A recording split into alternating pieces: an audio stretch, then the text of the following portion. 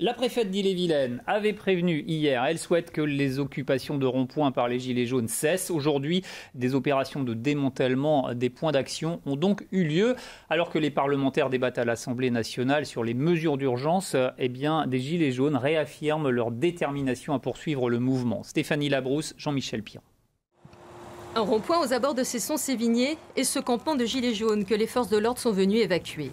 Évacuation globalement dans le calme. Un jeune est néanmoins interpellé pour jet de peinture sur un policier. Pour ce qui est du démantèlement, les gilets jaunes ne sont pas surpris.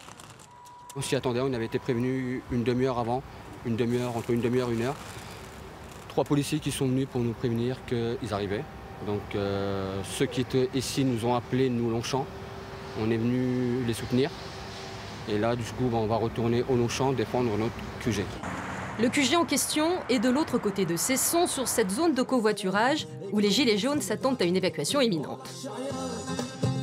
Bande-son à l'appui, ils affichent leur état d'esprit, ne rien lâcher, avec ce sentiment de ne pas avoir été entendus par le gouvernement. Il y a notamment Papy, Alban, Jérémy et Stéphanie, maman de 5 enfants. Stéphanie désireuse de rappeler qu'elle ne cautionne aucune forme de violence, qu'elle va continuer la mobilisation et elle se sent plutôt soutenue. On va se faire entendre et puis un jour, le peuple va se soulever. Puisque nous, quand on est ici, les gens viennent, nous font des dons alimentaires ou des dons financiers et nous soutiennent en nous disant surtout lâchez rien. Ils nous remercient. On a eu très peu d'agressions, on a eu très peu de critiques en fait. Alors quelques-uns qui lorsqu'on bloque les rocades, nous insultent. Mais c'est un moment de colère passager. Je suis sûre que derrière nous, il y a plus de 70% des Français. Alors oui, disent-ils, il y aura une suite et ici, à Saint-Grégoire, elle a commencé. Si ce rond-point a été démantelé, les gilets jaunes qui s'y trouvaient viennent d'investir ce bâtiment vide. Il était ouvert, disent-ils, pas d'effraction.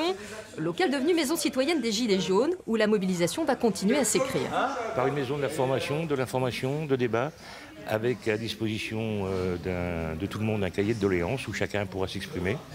Et puis nous porterons leurs paroles dans les conseils qui vont se mettre en place au mois de janvier. Les revendications restent multiples sur la vie quotidienne, référendum d'initiative citoyenne, augmentation des revenus, états généraux de la fiscalité, etc. Ici, les Gilets jaunes entendent en faire la meilleure synthèse et débattre.